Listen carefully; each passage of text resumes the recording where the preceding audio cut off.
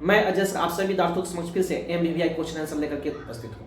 आज हम लोग 10वीं क्लास के विद्यार्थियों के लिए विषय विज्ञान से भाग ब रसायन शास्त्र से पार्ट 1 रासायनिक अभिक्रिया एवं समीकरण से पार्ट 5 लेकर के उपस्थित हूँ। इसके पहले हमने पार्ट 1, पार्ट 2, पार्ट 3 और पार्ट 4 बना दिया है।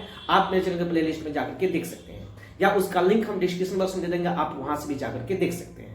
आज हम लोग जो है पार्ट 5 में जो है रासायनिक समीकरण को संतुलित करना सीखेंगे। इसके पहले हमने पार्ट 3 और पार्ट 4 में रासायनिक समीकरण को संतुलित करना सिखाया था और उसके कुछ प्रश्न बच गए थे, तो हमने कहा था कि अगला वीडियो जब आएगा तो उसमें हम सभी प्रश्नों को फिर से बता देंगे।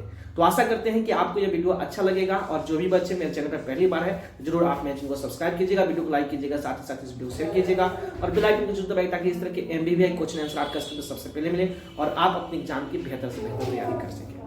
एक बच्चा ने जो है बहुत ही कमेंट किया था, एक बच्चा ने जो है एक कमेंट किया था कि सर आप सबसे बेस्ट टीचर हैं। तो ऐसी बात नहीं है कि इस संसार में, इस धरती पर जो है एक से एक अनुभवी शिक्षक पड़े हैं। बस ये है कि हम आपको जो समझाते हैं वो चीज़ आपको समझ में आ रही है तो हमें बड़ी खुशी की बात होती है। आप जब कमेंट करते हैं कि सर आप जो बताते हैं हमको समझ में आता है तो मुझे खुशी होती है और मैं भी आपसे मोटिवेट होता है। तो आशा करते हैं कि आप सभी बच्चे इसी तरह से मेरे वीडियो से आप लाभ उठाते रहिए और आप अपने एग्जाम की बेहतर से बेहतर तैयारी करते रहिए। तो जो भी बच्चों ने कमेंट किया था उनको बहुत सारा प्यार, स्नेह और प्रेम, ठीक है। और आप अपने एग्जाम में ऐसे बढ़ते रहिए आगे, अपने एग्जाम की बेहतर से बेहतर ऐसे तैयारी करते रहिए और आप अपने लक्ष्य को जरूर प्राप्त कीजिए। मेरा यही आशीर्वाद है आपका, मेरा यही आशीर्वाद है आपके लिए। और आप हमेशा मन लगा के पढ़िए और कुछ अच्छा करने का प्रयास कीजिए, है ना, और एक अच्छा स्कोर कीजिए अपने एग्जाम में, तो हमें और बेहतर खुशी होगी आप कुछ अच्छा करेंगे। तो चलिए हम लोग बढ़ते हैं अब अपने विषय वस्तु पे। तो आज रासायनिक समीकरण को संतुलित करना में क्या सीखेंगे, तो आज सीखेंगे शब्द समीकरण दिया गया है, कंकाली समीकरण और संतुलित समीकरण आपको लिखना होता है। तो शब्द समीकरण क्या है, तो barium chloride plus potassium sulphate is going to barium sulphate plus potassium chloride, यह शब्द समीकरण दिया गया है। हमने आपको बताया था कि जब भी रासायनिक समीकरण को संतुलित किया जाता है तो उसके दो पक्ष होते हैं, एक LHS होता है और दूसरा RHS होता है। LHS का मतलब लेफ्ट हैंड साइड होता है और RHS का मतलब राइट हैंड साइड होता है। यानी LHS को हम लोग जो है इसको जो है हम लोग अभिकारक कहते हैं और इसको जो है उत्पाद कहते हैं। यानी LHS को अभिकारक और RHS को जो है उत्पाद के नाम से जानते हैं। तो ये चीज हमने पहले आपको बता दिया था। तो कंकाली समीकरण क्या होगा इसको समझते हैं। यहाँ पे बेरियम क्लोराइड दिया गया है, तो बेरियम क्लोराइड क्या है, तो BaCl2 इसका सूत्र होता है प्लस पोटेशियम सल्फेट K2SO4 होता है, इसका सूत्र is going to barium chloride BaCl2 potassium sulphate K2SO4 barium sulphate BaSO4 plus chloride KCl। तो आशा करते हैं कि आपको जो है ये सूत्र समझ में आ गया, कंकाली समीकरण समझ में आ गया कि कैसे लिखे हैं। कंकाली समीकरण क्या है, BaCl2 बेरियम क्लोराइड का सूत्र होता है BaCl2, पोटेशियम सल्फेट का सूत्र होता है K2SO4 is going to barium sulphate का सूत्र होता है BaSO4 और पोटेशियम क्लोराइड का सूत्र होता है KCl। तो आशा करते हैं कि आपको ये सूत्र समझ में आ गए और ये कंकाली समीकरण में लिख दिया। अब क्या करना है, तो इसका संतुलित समीकरण लिखना है। कैसे लिखेंगे, जादुई ट्रिक से, बहुत कम समय में हमने आपको दोनों वीडियो में समझाया था, अब आसानी से आप लिख सकते हैं। हमने समझाया था कई बार आपको, जैसे बेरियम क्लोराइड है तो जो अभिकारक है, तो अभिकारक कौन है, तो BaCl2 और K2SO4 है, यानी बेरियम क्लोराइड और पोटेशियम सल्फेट क्या है, अभिकारक है। तो इसके जो परमाणु हैं इनको लिखिए, इनके समूह बनाइए। बेरियम क्लोराइड का समूह, तो Ba में कितना परमाणु है, एक है, तो एक है। Cl2 तो क्लोरीन में कितना है, 2 है, तो 2 लिख दिए। ये बातें समझ में आ गई। उसी तरह K2SO4 तो K2 का है, इसका मतलब पोटेशियम में 2 परमाणु, S में कुछ नहीं है, इसका मतलब एक परमाणु, O4 का है, इसका मतलब ऑक्सीजन में 4 परमाणु। ये चीज हमने आपको पहले सिखा दिया है ना। तो इस चीज को आप ध्यान से देखिएगा, इस चीज को ध्यान से समझिएगा। हमने ये चीज को पहले ही बता दिया बारीकी से कई वीडियो में। चलिए अब उत्पाद बनाइए। उत्पाद का समूह बनाइए BaSO4 और KCl का, बेरियम सल्फेट और पोटेशियम क्लोराइड का जो है उत्पाद है, इसका समूह बनाइए। तो बेरियम सल्फेट Ba में कितने परमाणु, 1, S सल्फर में 1, ऑक्सीजन में कितना है, 4 है, देख के लिख देंगे, बहुत आसान है। पोटेशियम K का मतलब पोटेशियम होता है, इसकी परमाणु कितनी संख्या है, 1 है। Cl का मतलब क्लोरीन होता है और इसकी परमाणु संख्या कितनी, 1 है, लिख दिए। इतनी बातें समझ में आ गई। आशा करते हैं कि आपको इतनी बातें समझ में आ गई। अब ध्यान से देखिए, यहाँ पे सबसे पहले हम लोग क्या करेंगे, अभिकारक और उत्पाद की परमाणु संख्या को इक्वल करेंगे, बराबर करेंगे, तभी आपको संतुलित समीकरण लिखने आएगा, है ना। तो सबसे पहले देखेंगे किसका मान बड़ा है। जैसे देखिए यहाँ पे ऑक्सीजन 4 है, यहाँ पे ऑक्सीजन 4, इसका मतलब बराबर है। सल्फर 1 है, यहाँ पे सल्फर 1 है। पोटेशियम यहाँ पे 2 है, लेकिन देखिए यहाँ पोटेशियम 1 है, लेकिन इसका मतलब क्या है, इसमें गुना करेंगे, इस समूह में गुना करेंगे, तो 2 से इस अब 2 यहाँ पे लिख देते हैं, इस दोनों समूह में गुना होगा, तो 2 में 1 से गुना करेंगे तो 2 आएगा, फिर 2 में 1 से गुना करेंगे तो 2 आएगा। अब पोटेशियम कितना हो गया 2 और क्लोरीन कितना हो गया 2। ध्यान से देखिए, यहाँ पे पोटेशियम 2 था तो पोटेशियम 2 हो गया, क्लोरीन 2 है तो देखिए यहाँ पे क्लोरीन 2 है, बेरियम 1 है तो बेरियम 1 है, सल्फर 1 है तो सल्फर 1 है, ऑक्सीजन 4 है तो ऑक्सीजन 4 है। इसका मतलब अभिकारक पद आपस में क्या हो गए, बराबर हो गए। अब इसका क्या लिखेंगे, संतुलित समीकरण लिखेंगे। तो जैसे कंकाली समीकरण है वैसे देख करके आप क्या करेंगे, लिख दीजिए K2SO4 is going to BaSO4 plus KCl, हमने देख के लिख दिया। अब आप ध्यान देंगे कि कहाँ कहाँ आपने गुना किया है। देखिए हम यहाँ पे गुना किया है, यहाँ मेरे हाथ दिख रहा है, हमने यहाँ पे गुना किया इस समूह में, इस समूह में यानी KCl में 2 से गुना किया तो यहाँ पे 2 बैठा देंगे। इस तरह से हो गया संतुलित समीकरण। कैसे, तो बेरियम 1 है तो बेरियम 1 है, क्लोरीन 2 है तो क्लोरीन 2 हो गया, पोटेशियम 2 है तो पोटेशियम 2 हो गया, सल्फर 1 है तो सल्फर 1 है, ऑक्सीजन 4 है तो ऑक्सीजन 4 है। इसका मतलब दिया गया समीकरण क्या हो गया, संतुलित हो गया। तो आशा करते हैं कि आपको ये बातें समझ में आ गई और आपने जो है इसको समझ लिया है। आप इसका स्क्रीनशॉट ले लीजिए या इसको नोट कर लीजिए, हम हट जाते हैं। तो आशा करते हैं कि आपने इसका स्क्रीनशॉट ले लिया है और आपको ये बातें समझ में आ गई है। चलिए हम लोग बढ़ते हैं अब दूसरे समीकरण की ओर। समीकरण क्या कर रहा है, सब समीकरण दिया गया कि हाइड्रोजन जो है ऑक्सीजन के साथ संयोग करके जल बनाता है। अब यह सब समीकरण दिया गया, आप इसका कंकाली समीकरण लिखिए और इसको संतुलित कीजिए। कैसे लिखेंगे, बहुत आसान है बाबू। हाइड्रोजन कह रहा है, हाइड्रोजन का संकेत क्या होता है, तो H2 होता है, H2 लिख देंगे। ऑक्सीजन कह रहा है तो O2 हो गया, जल का क्या हो गया H2 हो गया, H2 लिख दिए। समझ में आ गया। अब क्या करेंगे, संतुलित समीकरण लिखेंगे। तो संतुलित समीकरण लिखने से पहले हम लोग रफ करते हैं। तो अभिकारक कौन है, हाइड्रोजन और ऑक्सीजन है, उत्पाद कौन है H2 है। तो इसका हम लोग एक अलग समूह बनाते हैं। जैसे हाइड्रोजन में कितने परमाणु होते हैं, H2 का है, इसका मतलब 2 है, तो यह एक समूह हो गया। उसका ऑक्सीजन O2 है, अभिकारक में है, तो कितने परमाणु है, तो 2 परमाणु ऑक्सीजन के लिए लिख दिए। अब उत्पाद में ध्यान से देखिए, यहाँ पे H2O कर रहा है तो हाइड्रोजन में कितने परमाणु, 2, और O में कितना, 1। बात समझ में आ गया। जो दिया गया उस चीज को देख करके लिख देना अभिकारक में। अब ध्यान देना है कि इसमें जो है कौन कौन अभिकारक और उत्पाद आपस में, कौन कौन से तत्व आपस में इक्वल है, जिसके परमाणु संख्या बराबर है। तो देखिए यहाँ पे हाइड्रोजन 2 है तो हाइड्रोजन 2 है, ऑक्सीजन 2 है तो यहाँ पे ऑक्सीजन 1 है। यानी अभिकारक में ऑक्सीजन की परमाणु संख्या 2 हो रही है, लेकिन उत्पाद में ऑक्सीजन की परमाणु संख्या कितनी हो रही है, 1 ही हो रही है। यानी ऑक्सीजन का 1 ही परमाणु है। तो हम क्या करेंगे, यहाँ पे 2 करेंगे, यानी तभी तो इक्वल होगा। तो 2 से जब 2 यहाँ पे करेंगे तो ये दोनों में गुना होगा, है ना, इस पूरे समूह में गुना होगा। 2 गुने 2 2 गुना 4, 2 गुने 1 बराबर 2। समझ में आ गया। अब हाइड्रोजन कितना हुआ, 4 हो गया, ऑक्सीजन कितना हो गया, 2 हो गया। देखिए ऑक्सीजन तो 2 हो गया, लेकिन यहाँ पे हाइड्रोजन कितना हो गया, 4 हो गया। लेकिन यहाँ पे देखिए तो अभिकारक में 2 ही है हाइड्रोजन, तो फिर आप क्या करेंगे, यहाँ पे 2 से गुना करेंगे तो 2 दूना 4, यानी हाइड्रोजन कितना हो गया, 4 हो गया। समझ में आ गया। तो हाइड्रोजन 4 हो गया तो यहाँ पे भी हाइड्रोजन 4 हो गया, ऑक्सीजन 2 है तो यहाँ पे भी ऑक्सीजन क्या हो गया, 2 हो गया। तो इस तरह से अभिकारक और उत्पाद आपस में क्या हो गए, बराबर हो गए। तो आप क्या करेंगे, इसका संतुलित समीकरण लिख देंगे। जैसे यहाँ पे H2 plus O2 is going to H2O। अब आपने कहाँ कहाँ गुना किया, ध्यान दीजिए। अब कहाँ कहाँ गुना किया, देखिए यहाँ पे आप गुना किए हैं, 2 से गुना किए H2 में, यहाँ 2 लिख देंगे। फिर यहाँ पे उत्पाद में 2 से गुना किए तो यहाँ पे 2 लिख देंगे। जहां जहां गुना किया वो चीज लिख दीजिए, हो गया संतुलित समीकरण। कैसे, देखिए हाइड्रोजन 2 दूना 4 तो 2 दूना 4, ऑक्सीजन 2 तो यहाँ पे भी ऑक्सीजन क्या हो गया, 2 हो गया। तो इस तरह से समीकरण क्या हो गया, संतुलित हो गया। देखिए कितना जल्दी बन गया। देखिए समझ जाइएगा तो आपको बनाने में टाइम नहीं लगेगा। आप इसका स्क्रीनशॉट ले लीजिए। तो आशा करते हैं कि आपने इसका स्क्रीनशॉट ले लिया है या आपने कॉपी कलम से अपने कॉपी में नोट कर लिया है। चलिए अब हम लोग बढ़ते हैं तीसरे समीकरण को समझते हैं, है ना, बहुत जल्दी, बहुत आसान तरीका से। हम एक और चीज बताएंगे कि अगर शब्द समीकरण नहीं देगा तब कंकाली समीकरण देगा, तब समीकरण को कैसे संतुलित किया जाएगा, उस चीज को भी मैं सिखाऊंगा आपको बहुत जल्दी। फिलहाल इसको आपने नोट कर दिया होगा, स्क्रीनशॉट ले लिया गया। चलिए हम लोग बढ़ते हैं अब अगले समीकरण की ओर। समीकरण क्या किया कह रहा है, अगला समीकरण कह रहा है, यहाँ पे शब्द समीकरण दिया गया है कि methane plus oxygen is going to carbon dioxide plus जल। यानी मेथेन जो है ऑक्सीजन के साथ संयोग करके कार्बन डाइऑक्साइड बनाता है और जल का निर्माण करता है। तो ये चीज दिया गया समीकरण में। ये सब समीकरण है, आपको कंकाली समीकरण लिख करके संतुलित समीकरण लिखना होता है। तो मेथेन का सूत्र क्या होता है, तो CH4 होता है, बहुत ही इंपॉर्टेंट सूत्र है, आप जरूर इसको याद कर लीजिएगा।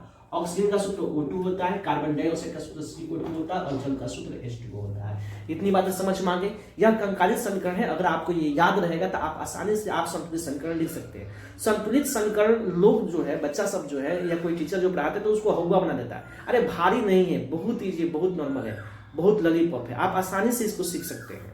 बशर्ते आप उसको समझिए, उसके सभी यौगिकों के जो यौगिक होते हैं उसके रासायनिक सूत्रों को आप याद कीजिए, जो तत्व होते हैं उस जो संकेत होते हैं उसको याद कीजिए, आप आसानी से उसको क्या कर सकते हैं, लिख सकते हैं। अगर आपको नहीं याद है तत्वों के नाम, यौगिकों के नाम नहीं याद है तो आप कहिए तो हम उसका वीडियो बना देते हैं। तत्व और यौगिक का सभी तत्वों के नाम और यौगिकों के नाम का वीडियो बना देते हैं। आप उसको जरूर लिख करके आप क्या करेंगे, याद कर लेंगे तो आप आसानी से रासायनिक समीकरण संतुलित कर सकते हैं, लिख सकते हैं, अपने दिमाग से याद रहेगा तो, है ना। चलिए भारी नहीं है। मीथेन का सूत्र CH4 होता है, ऑक्सीजन का O2 होता है, कार्बन डाइऑक्साइड का CO2 होता है और जल का H2O होता है। ठीक है, तो अब इसको हम संतुलित समीकरण कैसे लिखेंगे, तो सबसे पहले हम लोग क्या करेंगे, रफ करेंगे। हम आपको कई बार बताए हैं, ये अभिकारक है और ये उत्पाद है, तो अभिकारक का एक अलग समूह बनाएंगे, है ना। यहाँ पर ध्यान से देखेंगे, यहाँ पर अभिकारक का अलग समूह बनाएंगे, जैसे CH4 है तो यहाँ पे C कुछ भी नहीं तो एक H4, इसका मतलब हाइड्रोजन कितने परमाणु, 4 परमाणु हो गए, समझ में आ गया।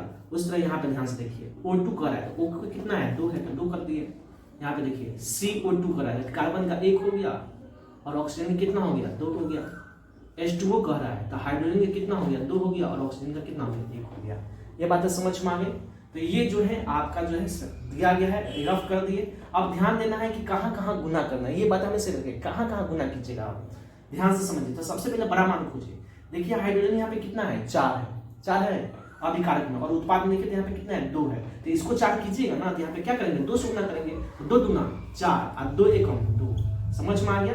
अब हाइड्रोजन 4 हो गया, ऑक्सीजन कितना हो गया, देखो तो 2 गो यहाँ पे और 2 गो 4 गो, यहाँ पे ऑक्सीजन का गो है, 2 गो है, तो फिर यहाँ पे क्या करेंगे, 2 से गुना करेंगे, तो 2 दूना 4 और ऑक्सीजन 4 हो गया, देखो 2 गो और 2 गो, यहाँ पे ऑक्सीजन 4 हो गया, हाइड्रोजन भी 4 हो गया, हाइड्रोजन 4 हो गया, कार्बन 1 है तो कार्बन 1 है। अब क्या करेंगे, अभिकारक और उत्पाद आपस में इक्वल हो गए रफ में, तो आप संतुलित समीकरण कैसे लिखेंगे, तो कैसे लिखेंगे, तो जैसे दिया गया है पहले उतार दीजिए कंकाली समीकरण पर, CH4 plus O2 is going to CO2 plus H2O, हमने उतार दिया। अब गुना कहाँ कहाँ किए हैं, देखिए यहाँ पे गुना किए हैं, ध्यान से मेरे हाथ को देखिए, ऑक्सीजन के सामने हमने 2 से गुना किया है, तो कहाँ है ऑक्सीजन, ये ना है, तो 2 बैठा दिए।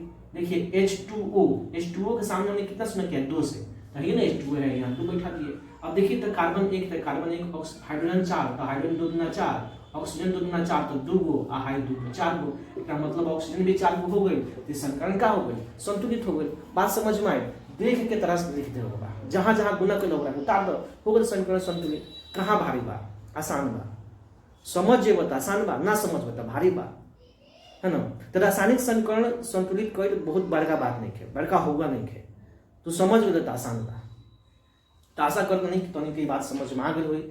बढ़ते जनाब चौथा समीकरण की ओर ध्यान रखिए। आपके पारी जो समीकरण मिले न, उस समीकरण में शब्द समीकरण ना मिले, डायरेक्ट कंकाली समीकरण मिले।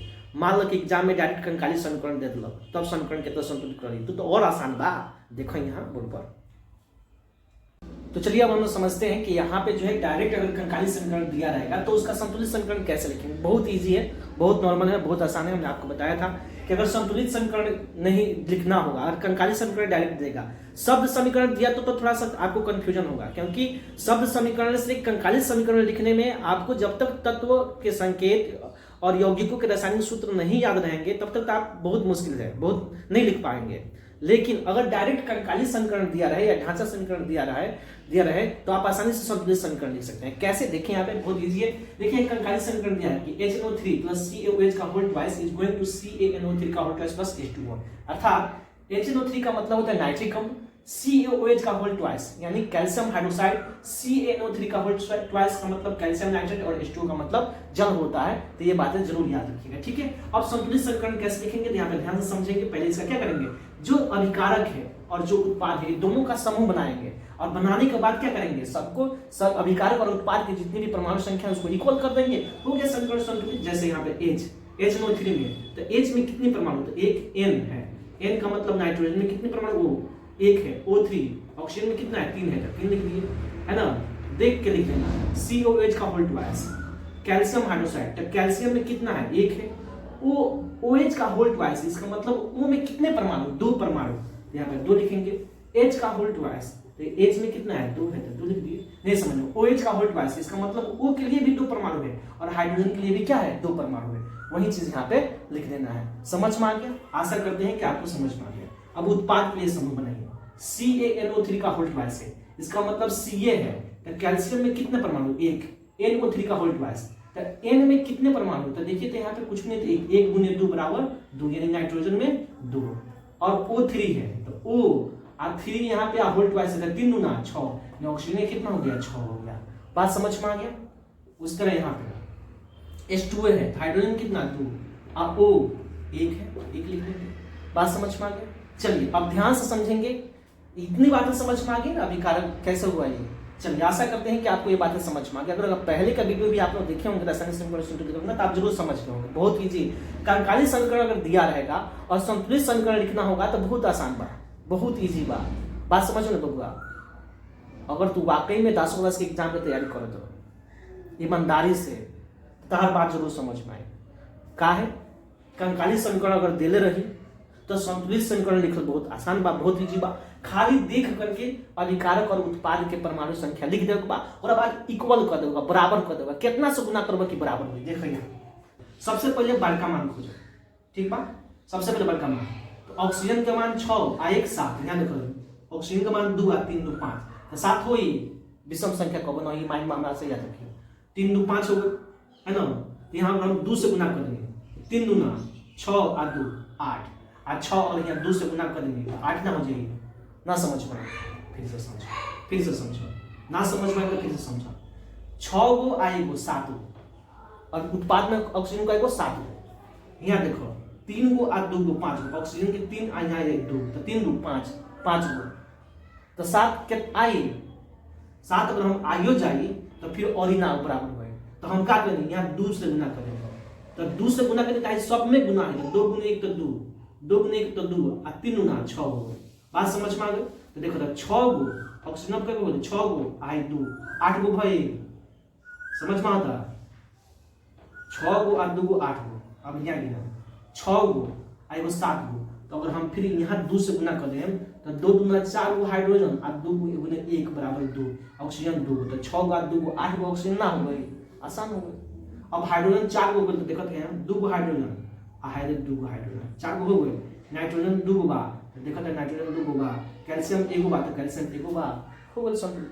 बहुत आसान बा, थोड़ा दिमाग लगेबा समीकरण संतुलित हो जाए, बहुत ईजी बा, बहुत आसान बा, ठीक बा। अब संतुलित समीकरण कैसे लिखबो तो कंकाली समीकरण देख के लिख दो HNO3 प्लस CaOH का whole twice is going to CaNO3 के होल ट्वाइस प्लस H2O लिख देनी। अब कहाँ गुना के लिए बने, देखो यहाँ गुना के लिए बने, HNO3 में 2 से गुना के लिए बने तो यहाँ 2 लिख दो। H2O में कितना से गुना कर 2 से, तो 2 लिख दो, हो गया संतुलित। देखो कैसे हाइड्रोजन 2 गो और 2 गो 4 गो भाई 2 दूना 4 हाइड्रोजन 4 हो गए। ऑक्सीजन 3 दूना 6 और 2 8 तो 3 दूना 6 और हाई 2 8 गो हो गए, इहो बराबर हो गए ऑक्सीजन। और अब नाइट्रोजन 2 गो बात देखो तो नाइट्रोजन 2 गो बा हो गए, कैल्शियम 1 गो बात कैल्शियम 1 गो हो गए। एक तरह से समीकरण का हो गया संतुलित हो गया। तो आशा करते हैं कि तहार बात समझ में आ गई होई, तहार समीकरण समझ में आ गई, समझ में आई। बहुत ईजी बा, कंकाली समीकरण दे दिलक आ संतुलित समीकरण लिखे के आ गई तो ये आसान बा, बहुत ईजी बा, आसानी से तू लिख लेबा, ठीक बा। तो आशा करते हैं कि तारा ये बात समझ में आ गई। अगर ये बात समझ में आ गई तो एक नोट कर लो, तो स्क्रीनशॉट ले लो, तो अपने होशियार बड़ ले लो, स्क्रीनशॉट ले लो सब लोग, ठीक बा। बढ़िया बा आगे चलिए हम लोग बढ़ते हैं। अब अगले रासायनिक समीकरण को संतुलित करते थे, 5वां नंबर समीकरण संतुलित, बस लास्ट समीकरण। इसके बाद हम लोग आगे पढ़ेंगे, क्या पढ़ेंगे सस्पेंस रहेगा। चलिए पढ़ते हैं 5वें समीकरण को, ध्यान से इसको नोट कर लीजिए या स्क्रीनशॉट ले लीजिए। इसके बाद अगला समीकरण को संतुलित करेंगे, उसके बाद यह वीडियो यहीं पर समाप्त हो जाएगा, ठीक है। तो चलिए हम लोग बढ़ते हैं अब आगे 5वें नंबर समीकरण की ओर। तो 5वां नंबर समीकरण क्या कर रहा है कि NaOH plus H2SO4 is going to Na2SO4 plus H2O। कहने का मतलब है कि कंकाली समीकरण दिया गया है, कंकाली समीकरण दिया रहेगा तब संतुलित समीकरण संतुलित करना आसान है। कंकाली समीकरण दिया रहेगा, संतुलित करना आसान है, बहुत इजी है। NaOH का मतलब क्या होता है हम बता देते हैं आपको। NaOH का मतलब होता है सोडियम हाइड्रोक्साइड, H2SO4 का मतलब सल्फ्यूरिक अम्ल होता है। जब सोडियम हाइड्रोक्साइड सल्फ्यूरिक अम्ल के साथ संयोग करता है तो सोडियम सल्फेट बनाता है Na2SO4 और H2O जल बनाता है, समझ में आ गया। ये प्रश्न जो है अगर मान लीजिए कि 2 नंबर का पूछ दिया एग्जाम में तो कैसे लिखिएगा, प्रश्न पूछ देगा एग्जाम में कैसे कि सोडियम हाइड्रोक्साइड सल्फ्यूरिक अम्ल के साथ, तभी सल्फ्यूरिक अम्ल के साथ संयोग करके क्या बनाता है, तो आप बताइएगा कि सोडियम हाइड्रोक्साइड तनु सल्फ्यूरिक अम्ल के साथ संयोग करके सोडियम सल्फेट बनाता है और जल का निर्माण करता है। तो इस चीज को भी याद रखिएगा, सोडियम सल्फेट बनाता है और जल बनाता है। उसके बाद से ये समीकरण दिखा दीजिएगा, इसको संतुलित कर दीजिएगा, आपको 2 नंबर मिल जाएगा। तो यह भी एक प्रश्न बन गया, आपको फायदा हो गया ना। तो ये चीज है, यहाँ पर पढ़ने से यही फायदा है कुछ चीज। देखिए अब संतुलित समीकरण कैसे लिखेंगे, तो ध्यान से समझिए, यहाँ पे ध्यान से समझो लोग। NaOH ये दोनों का अभिकारक है, दोनों का उत्पाद है। बहुत आसान बात, हम तो निकाल बन गए, तो उन्हीं सब वीडियो को देखो सन तो सब आसान लगे, बारीकी से समझ गए तो आसान है। NaOH, तो Na के परमाणु संख्या कितना बा, एक बार एक लिखेंगे। OH, O का मतलब ऑक्सीजन, एक कितना बा, एक बार। H के कितना बा, एक बार, एक लिख देंगे। H2SO4, ध्यान से समझेंगे आप, ध्यान से। H2SO4, H2 का मतलब 2, S 1, O4, O का कितना बा, 4 बा, 4 लिख लेंगे। ध्यान से समझो। Na2SO4, Na का मतलब 2, Na2 कह रहा है तो 2, S कह रहा है 1, O4 कह रहा है तो 4 हो गए। H2 2 कह रहा है तो 2, O 1 हो गया। H2O, एक O में कुछ नहीं कहते, एक बार हो गए। देख के लिख लेंगे, कहाँ भारी बात है, दिमाग लगाओ हो गए फटाक से। देखो यहाँ ऑक्सीजन 4 बार तो ऑक्सीजन 4 बार, सल्फर 1 बार तो सल्फर 1 बार, हाइड्रोजन 2 बार 3 बार, हाइड्रोजन यहाँ कितना बार, 2 बार, ठीक 2 बार। तो क्या हो हेउजा क्या होना चाहिए, बराबर होना चाहिए। अभिकारक में 3 बार लेकिन उत्पाद में 2 बार, तो बराबर का यहाँ 3 हो ना हो, यहाँ 2 से गुना कर दो, 2 दूना 4 और 2 कम 2। तो अब देखो यहाँ 2 से गुना कोई नहीं, भाई 2 गुना कोई नहीं, तो 2 दूना 4, 4 हो गए, 2 गुना 1 तो 2 हो गए। तो ऑक्सीजन 2 गो भाई, यहाँ ऑक्सीजन 4 गो, 4 बार 2 गो 6 गो, देखो यहाँ 4 गो। तो फिर यहाँ क्या करो, 2 से गुना करो, तो इस 2 से हम यहाँ गुना करें तो सब में गुना करें, बात समझो। हाई 2 से गुना करें तो सब में गुना करें, तो 2 गुने 1 तो 2 हो गए, 2 गुने 1 तो 2 हो गए, फिर 2 गुने 1 तो 2 हो गए।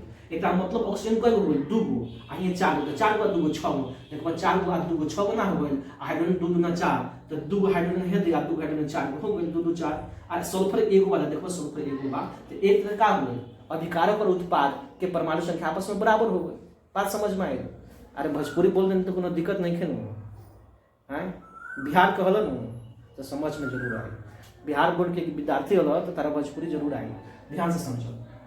तो इतना बात समझ में आ गई, आशा करते हैं तारा इतना बात समझ में आ गई, ठीक बा। अब देखो सब अभिकारक और उत्पाद आपस में बराबर बा, तो क्या करबो, एक उतार दो जन कंकाली समीकरण बा, आ जहां जहां गुना कोइला बा जौन जौन अंक से वहां वहां क्या करो, बैठा दो। एक तरह से क्या हो जाएगा, ये समीकरण संतुलित हो जाएगा। देखो ध्यान से, यहाँ 2 से गुना किलो बढ़ाओ, NaOH में 2 से गुना किलो बढ़ाओ, 2 बैठा दो। देखो H2O में 2 से गुना किलो बढ़ाओ, 2 बैठा दो। अब ध्यान से देखो, सोडियम 2 गो बा, सोडियम 2 गो बा, ऑक्सीजन 2 गो आ 4 6 गो, यहाँ देखो 4 गो आ हाइड 2 गो 6 गो हो गई।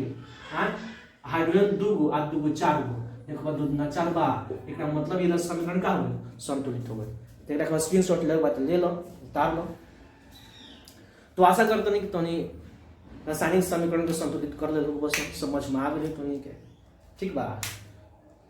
तो इसी के साथ जो भी बच्चे जो है वो 10वीं क्लास के एग्जाम की तैयारी करते हैं, जिनका एग्जाम 2024 में है, तो ये सभी वीडियो मेरे केमिस्ट्री का अभी तक जो है यह पार्ट 5 है, 5वां पार्ट है, आपने देखा होगा। अगर आप देखे हैं और आपको लगता है कि सभी प्रश्न इंपॉर्टेंट है और आपके एग्जाम के लिए उपयोगी है, तो जरूर आप मेरे चैनल को सब्सक्राइब कीजिएगा, वीडियो को लाइक कीजिएगा, साथ ही साथ इस वीडियो को शेयर कीजिएगा और बेल आइकन को जरूर दबाइएगा, ताकि इस तरह के MBBI क्वेश्चन आंसर आपका स्क्रीन पर सबसे पहले मिले और आप अपने एग्जाम की बेहतर से बेहतर तैयारी कर सकें। मैं आज जो है इस वीडियो में जो है भोजपुरी का भी इस्तेमाल किया हूँ, तो इससे कोई दिक्कत नहीं होनी चाहिए, क्योंकि हम सभी लोग बिहार के हैं, तो भोजपुरी हमें समझ में आनी चाहिए। और आशा करते हैं कि आपको हमने जो भी चीज़ें बताई है वो आपको समझ में आया होगा और आपको समझ में आएगा, मेरी भाषा भी आपको समझ में आई होगी। इसी के साथ जितने भी बिहार बोर्ड के विद्यार्थी हैं, साथ ही साथ देश के जितने भी युवा हैं जो किसी भी कॉम्पिटिटिव एग्जाम की तैयारी करते हैं, उन सभी मित्रों सभी दोस्तों में तरफ से बेस्ट ऑफ लक। जय हिंद, जय भारत, जय बिहार।